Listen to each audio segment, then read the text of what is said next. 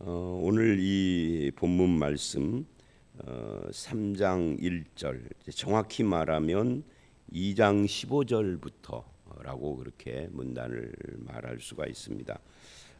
여기서부터는 목회자로서의 너는 무엇을 말하고 무엇을 해야 하는가 하는 이 디도서 자체가 목회 서신이에요. 그래서 목회자에 대한 이야기를 하죠. 물론 목회 서신이기는 하지만 목회자가 아닌 성도들에게도 이 말씀들은 다 해당이 된다라고 할 수 있어요. 그러나 1차적으로는 목회자에 대한 목회 서신이다.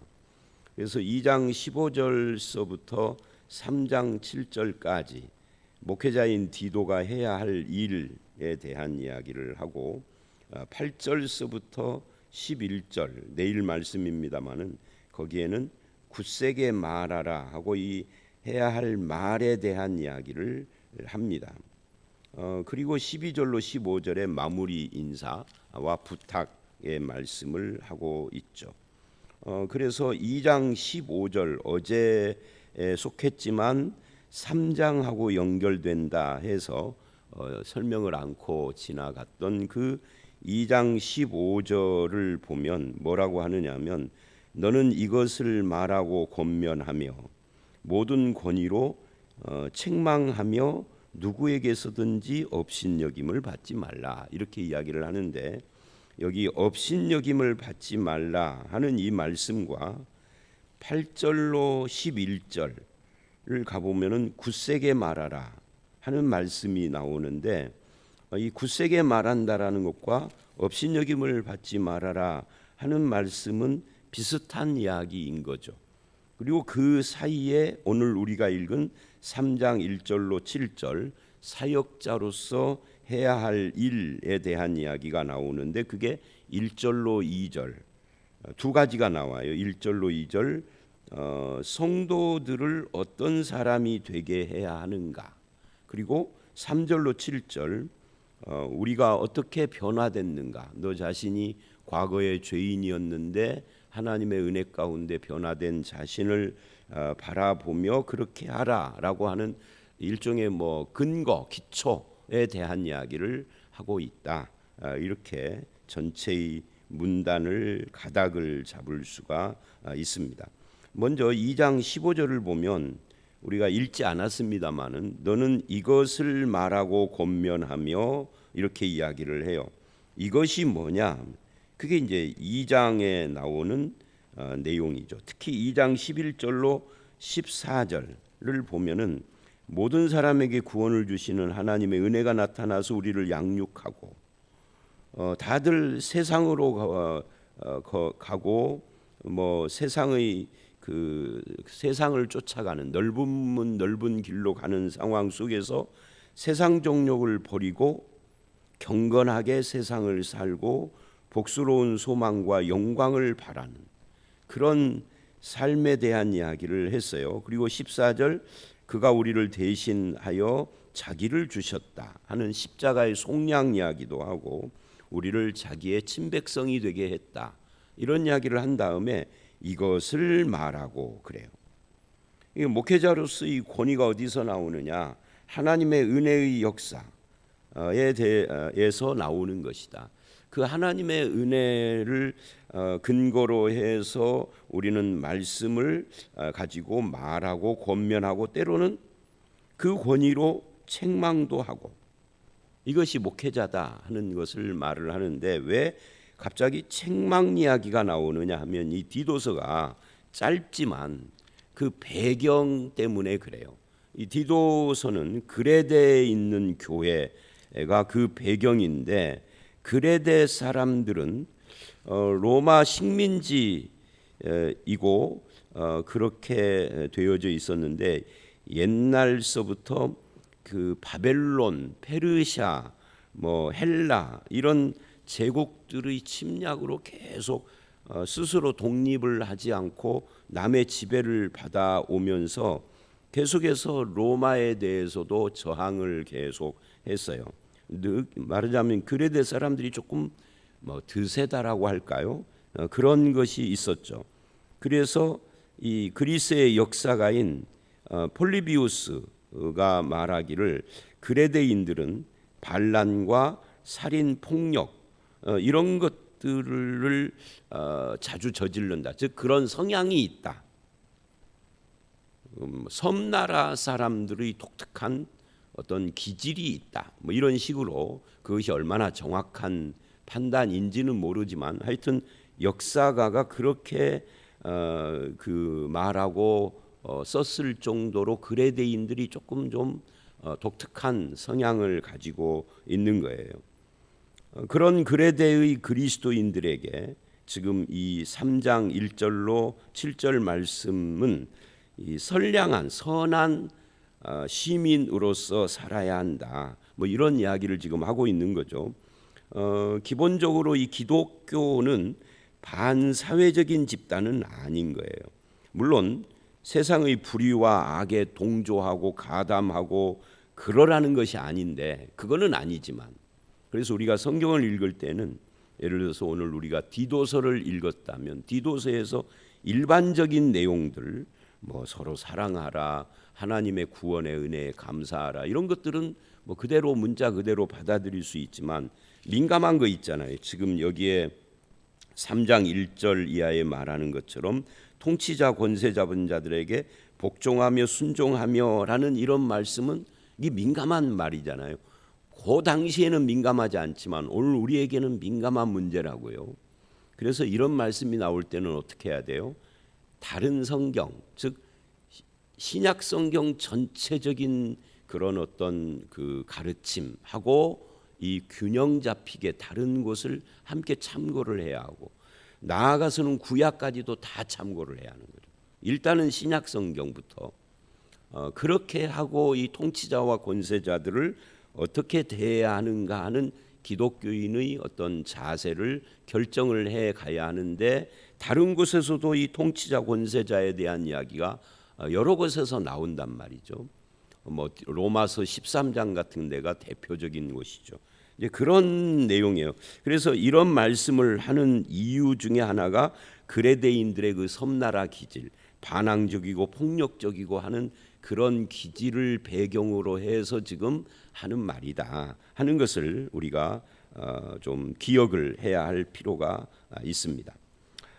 자, 그러면서 이제 1절로 7절, 15절, 2장 15절서부터 7절까지 목회자인 디도가 해야 할 일인데요. 목회자는 뭐라 그럴까요? 말하는 사람이죠. 일단 다른 사람보다 말을 더 많이 하게 되고 해야만 하는 그런 존재입니다. 그래서 목회자의 입을 다물게 하는 것은 영적인 죽음과도 같아요. 그래서 목회자는 말을 해야 하는데 이 말을 어떻게 해야 할 것인가? 아무 말이나 막 해도 되는 것인가? 말에 권세가 있다고 그래서 그럴 수는 없는 거죠. 그래서 굳세게 말하라고 8절에 그랬지만 굳세게 말하는데 목회자로서의 책임 있는 말을 해야 하고 반드시 해야 할 말, 꼭 주어진 이 어떤 말들을 꼭 해야 하는데 그게 뭐냐 하면은 진리의 말씀이고 권면이고 때로는 책망도 필요하고 그러기 위해서는 뭐가 필요하겠어요? 권위도 필요하고. 여러분 이 권위를 이야기를 할 때는 항상 권위와 권위주의는 구분을 해야 합니다.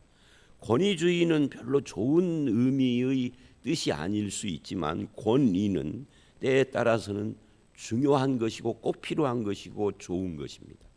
문제는 이 권위가 어디에 근거한 권위이냐 하는 거죠. 이게 목회자로 한정해서 이야기를 할 때는 이게 우리의 권위는 어디에 근거를 해요? 하나님과 하나님의 말씀에 근거를 합니다. 하나님은 눈에 보이지 않지만 말씀은 눈에 보이죠. 그래서 이 하나님과 하나님의 말씀에 어긋나는데 내가 목회자라는 것 때문에 권위를 주장하면은 그는 권위주의자가 되는 거죠. 근데 하나님과 하나님의 말씀에 철저히 근거를 한다면 그렇다면 굳세게 말을 해라. 업신여김을 받지 말아라. 지금 이렇게 이야기를 하고 있다 그 말이에요. 성도들은 어떤 책임이 있어야 되나요? 말하자면 목회자의 이 권세 있는 말에 대해서 인정을 하고 순종을 해야 되지만 한편 또 뭐가 있어야 되냐면 분별이 필요하죠. 무분별하게 그냥 무조건 하면 따라가는 것이 아니라 분별을 하되 이것이 하나님과 하나님의 말씀에 근거한 것이 확실하다 그러면은 협력하고 순종하고 해야 한다는 거예요. 이게 참 어려운 문제예요. 오늘 이게 지금 목회자의 말과 관계되는 것이 주제이기 때문에 이런 말을 하는 겁니다. 그래서 이제 첫 번째로 1절, 2절. 오늘 본문은 둘로 나눠진다고 그랬으니까 1절, 2절. 너는 무엇을 하게 하라 하는 그런 구조를 가지고 있어요.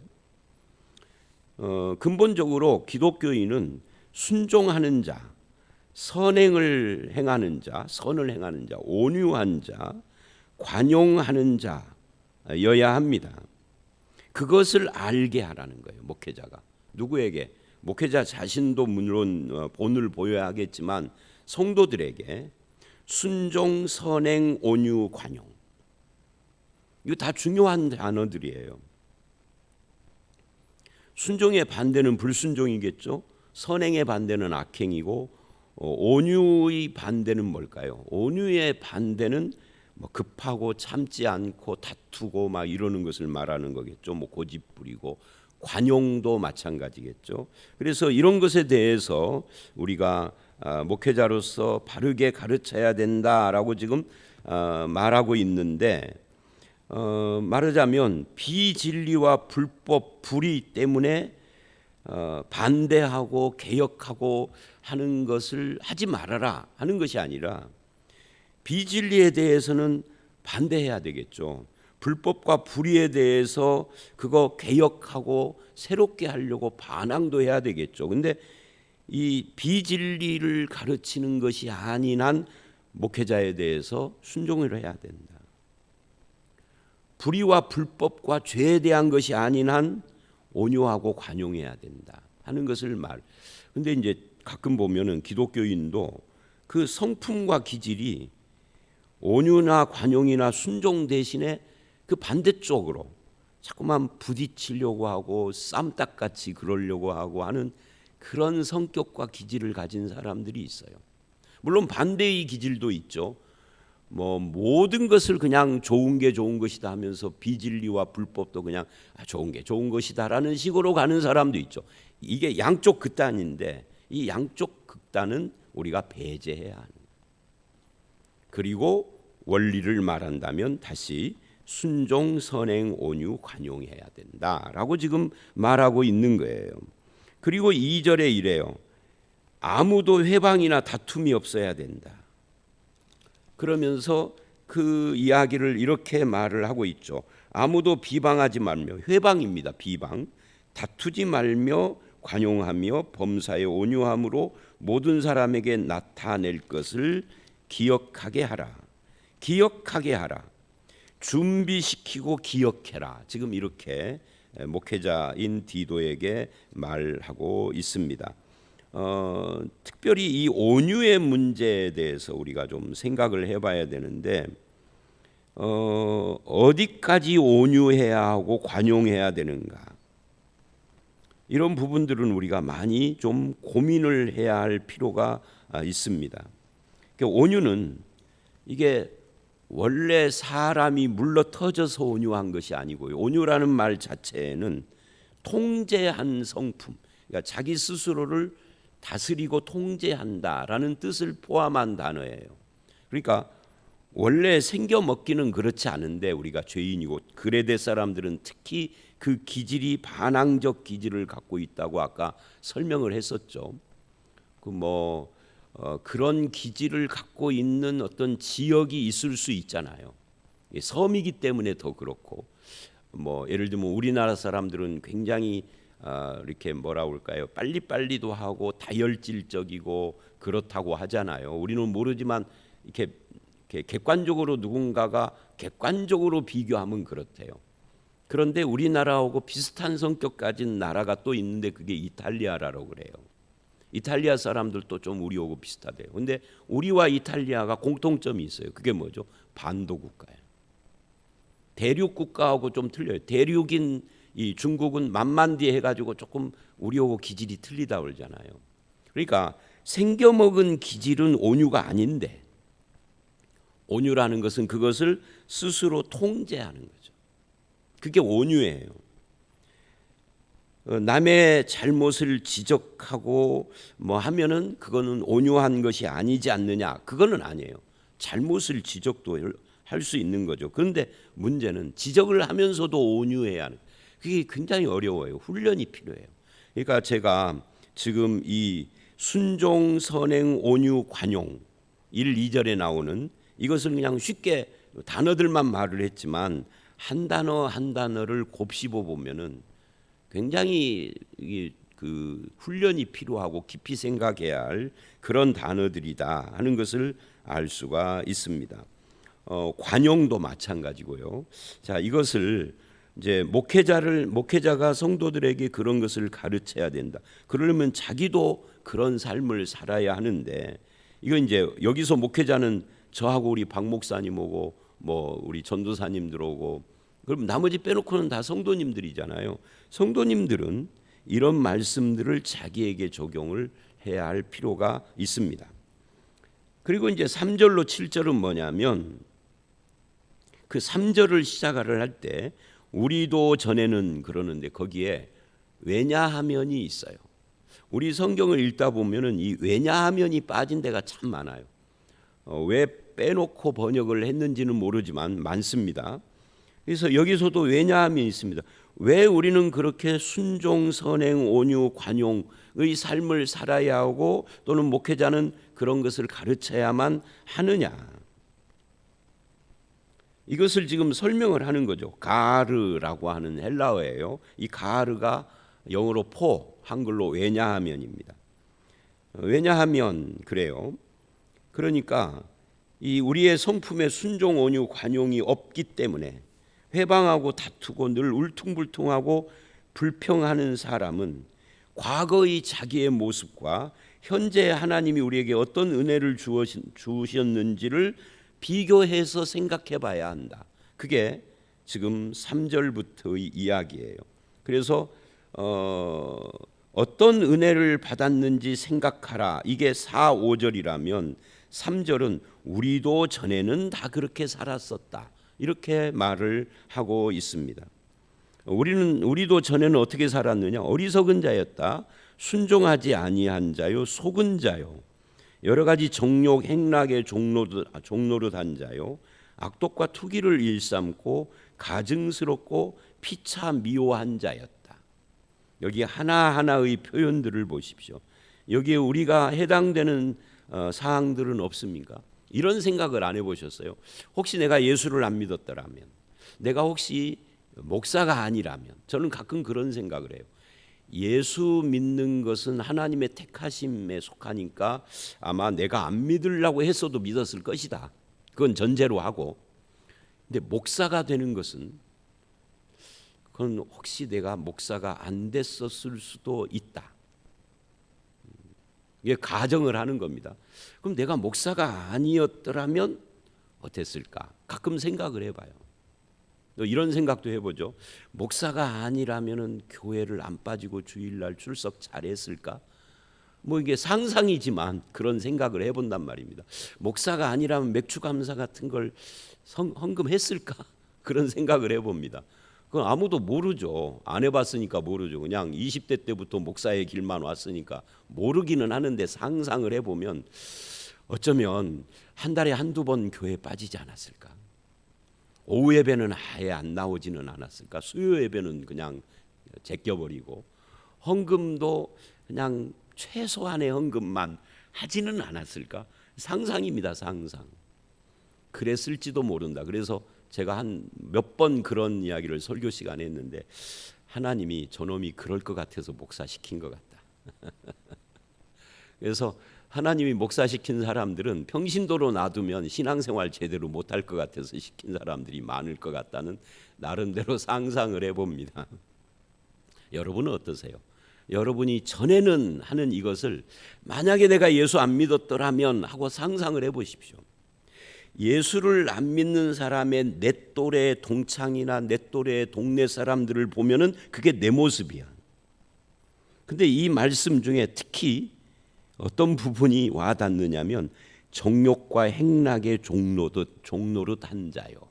이 정욕과 행락의 종노릇, 이게 상당히 와닿아요. 내가 예수 안 믿었더라면 나도 인생 뭐 있어, 이제 죽을 날 얼마 안 남았는데 즐기자, 이쪽으로 가지 않았을까? 안 믿는 친구들을 보면 다 그러니까 거의 100% 그래요. 공부 잘했던 놈 못했던 놈 상관없더라고. 나이 먹으니까 다 행락의 종노릇 해요. 정욕과 행락에. 여러분 주변에 안 그런가요? 권사님 어떠세요? 주변에 노인네들 어때요? 이제 하도 이게 연세가 많으신 노인네들은 이제 행락의 종로로 헐락해도 이제는 힘이 없어서 못하기는 하는데, 그래서 이 말씀이 사실은 우리도 전에는 이 말씀이 우리하고 무관한 말씀이 아니에요. 내가 목사가 안 됐더라면, 예수를 안 믿었더라면 다 우리도 이렇게 살았어요. 그런데 하나님이 우리를 구원하신 거죠. 뭘 어떻게? 4절, 구주 하나님의 자비와 사람 사랑하심을 나에게 나타내서 이런 삶에서부터 우리를 건져주셨다. 5절, 구원하셨다. 이걸 뭐라고 그래요? 은혜라고 하는 거죠. 그래서 자비와 사랑 이렇게 말하는 겁니다. 근데 우리를 그렇게 구원하시되 어떻게 구원했느냐면 우리의 행한 바 의로운 행위로 구원을 한 것이 아니다. 즉 구원에 있어서 나의 지분이 없다. 내가 무엇을 해서 구원을 얻어낸 것이 아니다. 하다못해 로또 복권을 사는 행위라도 한 것은 아니다.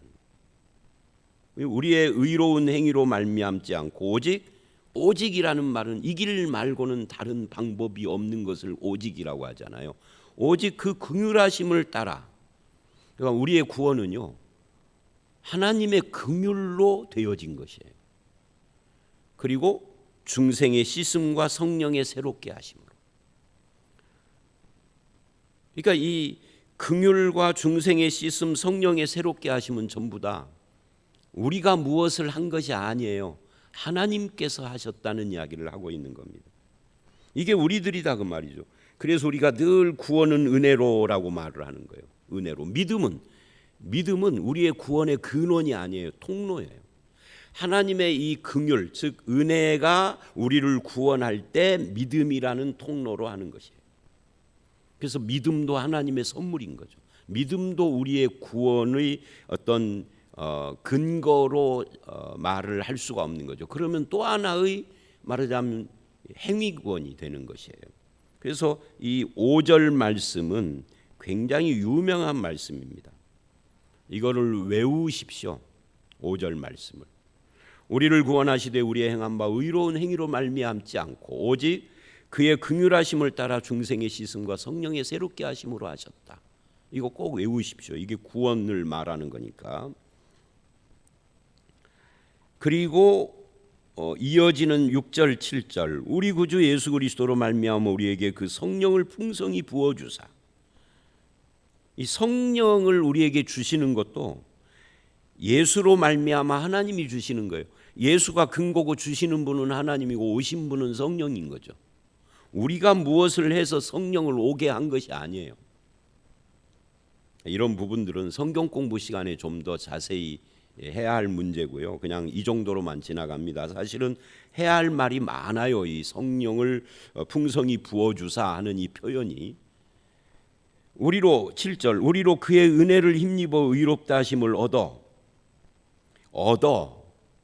우리 스스로가 무엇을 한 것이 아니에요. 그분이 주셔서 우리는 얻은 거예요.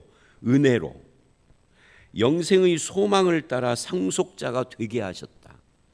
우리를 상속자가 되게 하려 하신 것은 하나님이시죠. 우리는 그 상속의라는 그 선물을 받은 거예요. 하나님 나라의 상속자로서 이것을 이제 양자 삼으셨다라고 말을 하죠. 왜? 친자는 예수님이시니까. 그래서 예수님은 하나님의 친자고 독생자, 우리는 양자예요. 원래는 죄인인데 하나님에게 원수였는데, 그런데 이런 긍휼과 이런 은혜와 부어주시는 하나님의 성령을 부어주셔서 새롭게 하시는 하나님의 역사로 말미암아 우리가 이제는 양자가 됐다, 상속자가 됐다 해요. 그런 의미에서 우리는 감사해야 하고, 그러기 때문에 뭐를 하라는 거예요? 순종, 선행, 온유, 관용하는 삶을 살아라 해요. 자, 오늘 말씀 여기까지인데 다시 이야기를 합니다. 우리 기독교인들의 삶의 근거는 뭐예요? 이 삶의 근거, 그게 전부 다 3절로 7절 전체가 그거예요. 전에는 우리가 이렇게 죄인이었는데 이제는 사람 사랑하시는 하나님의 자비가 우리를 구원하시되, 내 행위가 아니라 우리를 긍휼히 여기시고 씻어주시고 새롭게 태어나게 하시고 의롭다 하시고 상속자가 되게 하시는 하나님의 은혜로 구원받았으니 이제는 어떻게 해야 된다? 전에와 같이 살지 말고 순종, 선행, 온유, 관용으로 살아라. 이게요, 디도서뿐만 아니라 신약 성경 전체의 메시지죠. 그래서 여러분을 볼 때 그런 순종, 선행, 온유, 관용하는 삶을 보는 안 믿는 사람들이 저 사람은 어떻게 저렇게 살까? 궁금증을 갖게 하는 것이 전도의 시발점이에요. 지난 주일날 어제 그저께 교회에 등록하신 분들이 세 가정이 있는데 그 중에 한 분은 예소병원 간호사니까 이미 믿는 분이에요. 한 분은 또 이제 다른 저기가 있고 그 우리 교회 권사님이에요. 근데 우리 교회 집사님 어머니예요. 그러니까 다 교회 다니는 분들이죠. 근데 한 분은 물어보니까 초신자라고 적어놨어요. 그래서 초신자라는 말이 뭐 교회를 다니지만 뭐 신앙생활이 좀 초보다 이런 뜻인지 아닌지 묻고 싶어서 교회를 처음 오셨어요. 그랬더니 처음 왔다. 그러면 평생 어렸을 때부터 지금까지 교회를 한 번도 안 가봤어요. 한 번도 교회를 가본 적이 없대. 그럼 어떻게 해서 오셨어요? 근데 옆에 언니가 같이 왔어요. 언니가 우리 교회 집사인데 그 동생이 그 말을 내가 물어보니까 눈에서 눈물이 글썽글썽 막 해요. 막 금방 눈물이 떨어지려고 그래. 그래서 무슨 일이 있는가 보다 했더니 그게 아니고 자기는 이 말을 들을 때마다 이 말을 할 때마다 자기도 모르게 막 눈물이 나온대. 그러니까 들어보니까 울 일이 아니야. 근데 눈물부터 막 흘리려고 그러더라고. 그러면서 이러는 거예요. 언니가 교회 다니는 거 보고 감동받아서. 여러분, 이게 우리 모습이어야 되잖아요. 언니가 예수 믿는 거 보고 감동받아서. 여러분의 형제가, 이웃이, 친척이 저 노재석이가 목사인데 볼 때마다 내 마음에 감동이 돼서 이러면 얼마나 좋아요. 내가 예수 믿고 싶었는데 나 저놈 때문에 안 믿어. 이런 경우가 훨씬 더 많아요. 그건 뭔가 잘못된 거죠. 자, 이제 말씀을 마칩니다. 또 반복합니다. 지금 몇 번째 반복인지 몰라요. 우리도 전에는 그렇게 정욕과 행락에 내가 내버려뒀으면 이 나이에 정욕과 정욕과 행락의 종이 돼서 살았을 텐데 왜 주변 사람 보면 다 그러니까 거기서 나를 구원하시되 나의 행위로서가 아니라 하나님의 은혜로 구원하신 이 감사함으로 뭐 한다고요? 순종, 선행, 온유, 관용하는 삶을 살아서 하나님께 영광 돌리고 주변 사람들에게는 감동이 되는 그런 저와 여러분들이 다 되시기를 주의 이름으로 축원합니다. 함께 기도하겠습니다.